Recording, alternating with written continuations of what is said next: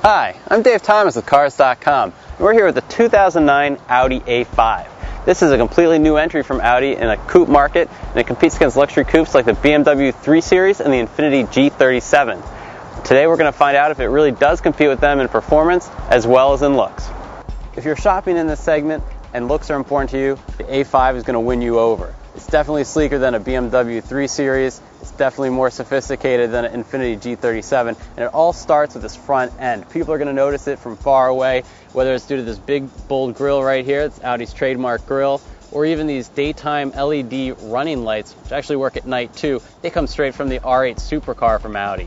Those are really nice features. Even standard 18-inch wheels look slick on this car. You don't need to upgrade to 19s if you don't want to. 18s do just fine. Don't let the looks fool you. The A5 only comes with one engine choice. It's a 3.2-liter V6 with 265 horsepower.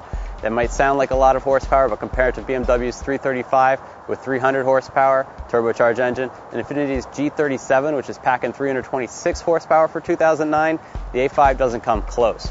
You can move up to an S5 Audi, which we detail in another video, but the A5 is not a sports car. The interior of the A5 is identical to the new Audi A4 sedan and wagon, and it's been updated for this year. It's a new model. So the cockpit is laid out a little differently. It's definitely driver-oriented, although it doesn't kind of pivot to the driver, but you can tell here it's all one piece and ends at the passenger, so you know they're talking to the driver. If you've been in a German luxury car lately, you know they have some wild entertainment systems, and they use some funky mechanisms to control them. BMW has an iDrive.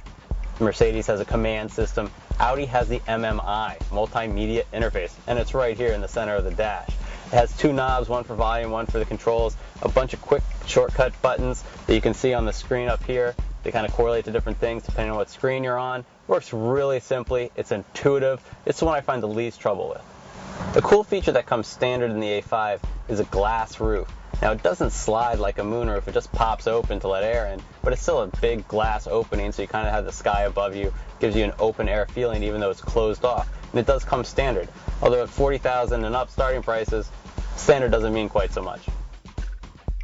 On most days, the back seat of the A5 is only going to be used to carry your briefcase or your messenger bag, depending on your style, but if you do want to bring along more than one passenger, there's enough room back here. They'll fit okay.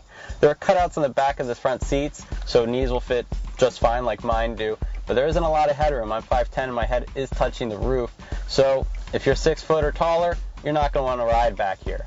You also can only bring 2 people. There's no middle seat, so you can't squeeze that third person back here. Although the controls to get back in and out are very easy to use. If you want to impress a date, the A5 is a perfect car. It's gorgeous outside, it's luxurious inside, but if you want performance thrills, you better look elsewhere. For additional information on this car or any other, go to Cars.com and our blog, Kicking Tires.